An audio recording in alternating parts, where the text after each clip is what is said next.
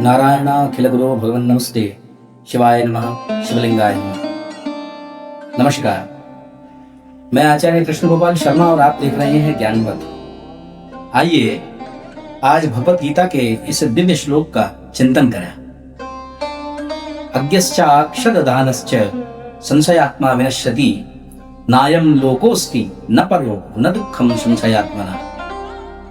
भगवान श्री कृष्ण कहते हैं, जो मनुष्य अज्ञानी है, जिसमें श्रद्धा नहीं है और जो संशय से भरा हुआ है, उसका पतन निश्चित है।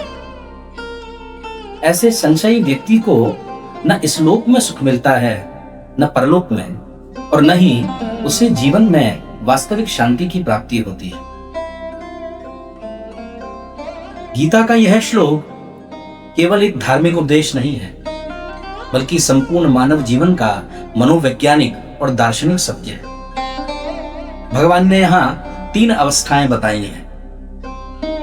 पहली अज्ञान, दूसरी अश्रद्धा और तीसरी संशय।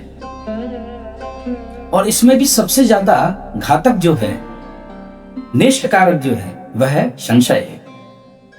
अज्ञान का उपचार ज्ञान से संभव है।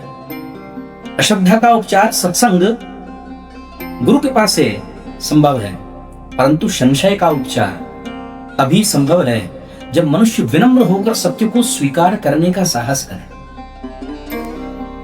संशय है क्या? संशय का अर्थ केवल प्रश्न करना नहीं है। वेदों में प्रश्न करने को प्रोत्साहित किया गया है। मंडोपनिषद कहता है, तद विज्ञानार्थ सह गुरुमेवाभिगच्छेत। ज्ञान प्राप्त करने के लिए गुरु के पास जाओ और प्रश्न करो। इसीलिए प्रश्न करना दोष नहीं है, प्रश्न करना तो श्रेष्ठ है, अच्छा है। दोष तब है जब वो प्रश्न सत्य की खोज के लिए नहीं, बल्कि अहंकार की पुष्टि के लिए हो। संशय वह स्थिति है जहां मन न निर्णय कर पाता है न समर्पण। कल्पना कीजिए, यदि रोगी को चिकित्सक पर विश्वास न हो, विद्यार्थी को गुरु पर विश्वास न हो, यात्री को मार्गदर्शक पर विश्वास ना हो, तो क्या वह लाभ ले पाएगा? क्योंकि संशय उसे कहीं स्थिर ही नहीं होने देगा, वह कहीं नहीं पहुंच सकता। उसी प्रकार जिसे भगवान गुरु और शास्त्र पर विश्वास नहीं, उसका आध्यात्मिक विकास रुक जाता है।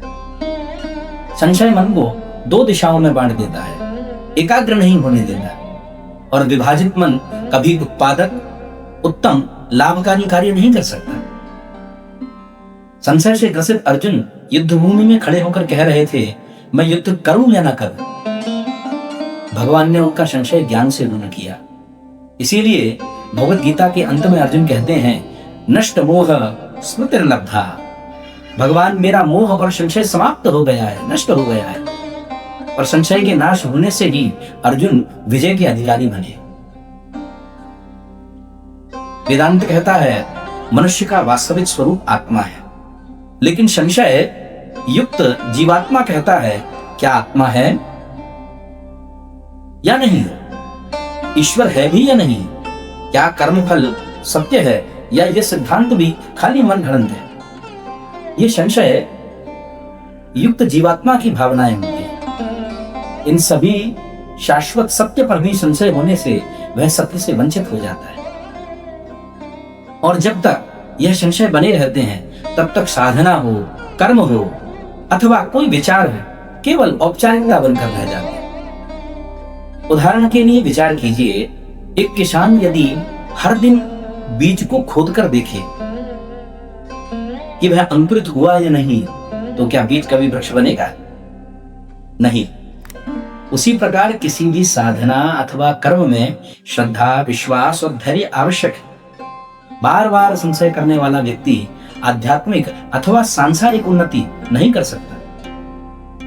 आज हर जानकारी सहजता से इंटरनेट के माध्यम से प्राप्त हो जाती है, लेकिन फिर भी क्या वह जानकारी आपको पर्याप्त लगती है? क्योंकि वहां भी अंतरात्मा में संशय विद्यमान है। जानकारी सटीक प्राप्त होने पर भी मन में स्वीकार करने की क्षमता नहीं होती। मन उसे स्वीकार करने में संकोच करता है।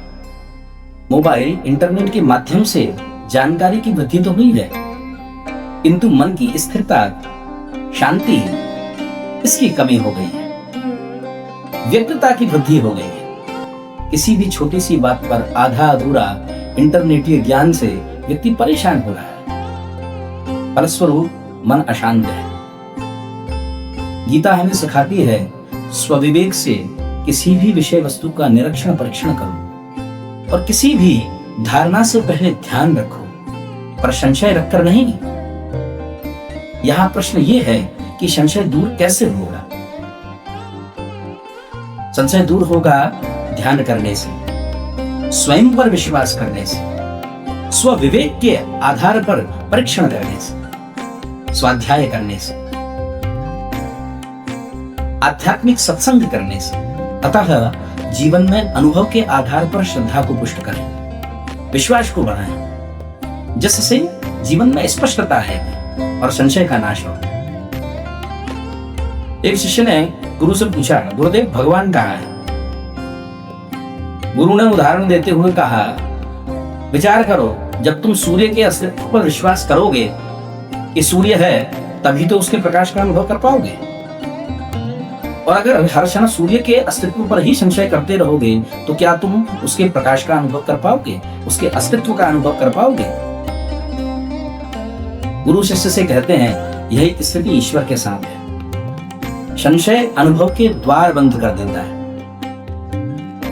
साक्षात्कार की संभावना को बाधित कर देता है, प्राप्ति को दुर्लभ कर देता है। ध्यान दीजिए, अज्ञान से बड़ा शत्रु अश्रद्धा है और अश्रद्धा से भी बड़ा शत्रु संशय है। प्रश्न अवश्य करें, पर प्रश्न का उद्देश्य सत्य की प्राप्ति होना चाहिए, अहंकार की पुष्टि नहीं।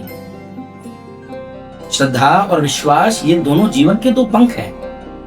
इन्हीं के सहारे मनुष्य आत्मज्ञान के आकाश में उठ सकता है। अतः आज ये संकल्प करें, हम जीवन से हर संशय को ज्ञान के प्रकाश के द्वारा नष्ट करके अपने हृदय के सभी संदेहों का अंत करेंगे और गोविंद के बताए हुए मार्ग पर चलकर अपने जीवन को सार्थक बनाएंगे।